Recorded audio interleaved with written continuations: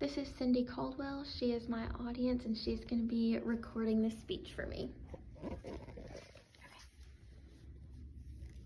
Hi, my name is Katlyn Caldwell and today I'm going to be talking to you guys about cyberbullying.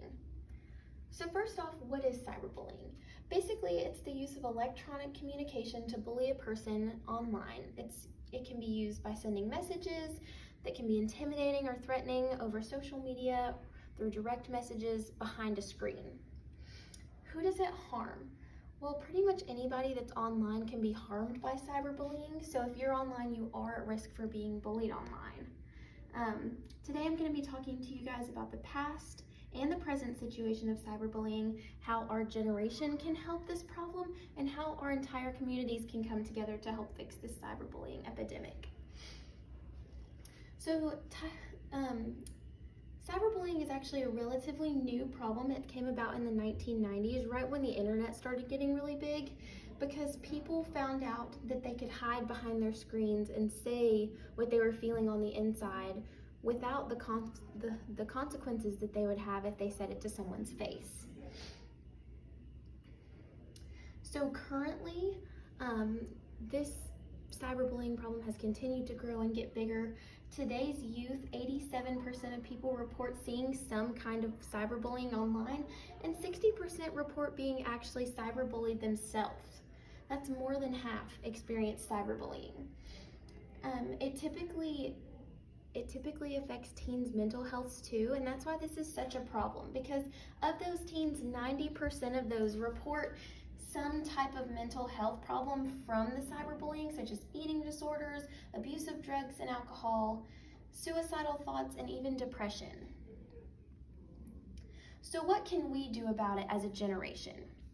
Well, when adults are involved, cyberbullying tends to go down, because typically it's the teenage demographic that is behind the screens doing the cyberbullying. So when they see from an adult that this is not okay, most of the time they're more intimidated by the adult and they're less likely to comment these things. So the first thing you can do is make sure that you're reporting bullying when you see it. If you don't feel comfortable going to an adult, then flag an online post. Those community guidelines will more than likely take it down if you just stand up for what's right. And lastly, make sure you're being kind online. You don't want to be part of the problem yourself. What can our communities and schools do? Well, they need to create a safe and comfortable environment so that students feel okay to come forward and share when someone is being cyberbullied online. To do this, they could use an anonymous Dropbox or an app to report so the students don't feel afraid that they're snitching and that they're going to be bullied or beaten up in real life because they reported something that happened on the internet. The areas that need the most help would be within the schools, because again, it is that teenage demographic that's being hit the hardest by cyberbullying. We need to have counselors that can go and visit schools and give lectures about online conduct and what it is to be kind online. Teenagers are the ones who need the most help, and they need our help so that they can improve their mental and emotional health. So if you want to be a part of helping your community improve teenagers' lives, then you need to contact your local schools, contact your local government, contact guidance counselors that work within the schools, anybody that you know that might be able to help you promote this anti-bullying. And then setting a good example for kids that you know and promoting anti-bullying movement by posting online.